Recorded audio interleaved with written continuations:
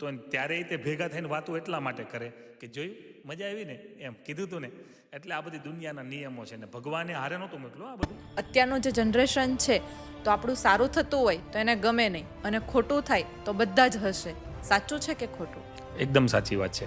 કારણ કે કેવું છે ખબર કે લોકો એમ કહેતા હોય કે જ્યારે પણ તમારું કાંઈ પણ ખરાબ સમય ચાલતો હોય ને ત્યારે આખી સોસાયટી ભેગી થઈને વાતો કરે, અને જ્યારે તમારું સારું થતું હોય ને ત્યારે એ જોઈ એટલે ન શકે, કારણ કે એ કરી ન શકતા હોય.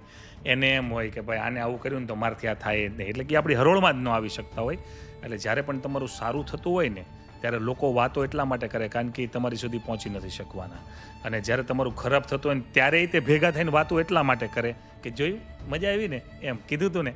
એટલે આ બધી દુનિયાના નિયમો છે ને ભગવાને હારે નહોતું મોકલું આ બધું જાતે ઉત્પત્તિ કરેલી છે. ભગવાને આ બધી વસ્તુ સાથે નહોતી મોકલી, આ બધાએ ભેગા થઈને કરેલી છે. પણ એની અંદર આપણે કંઈ દુઃખ કરવાની જરૂર ન હોય. આપણું ઘર છે, આપણું પરિવાર છે, આપણે જેટલા લોકો છીએ, સારું થાય ખરાબ થાય એ આપણું થાય છે. જે આપણે કરીએ છીએ કરવાનું. અને ગામની તો એ આદત જ હોય, સારું થાય તો એને નહીં ગમે ને ખરાબ થાય તો એને નહીં ગમે. એનું કામ છે વાતો કરવી. એટલે એ 5 જણા છે ને બધી સોસાયટીઓમાં એવા હોય ને, બધા એપાર્ટમેન્ટમાં નીચે બેહીને પંચાયત જ કરતા હોય, એને કરવા દેવાય. કારણ કે એની પાસે ફ્રી ટાઈમ છે, એકદમ નવરા છે, એટલે એને એ રીતે કરવા દેવાય. આપણે આપણા ઘરનું જોવાય.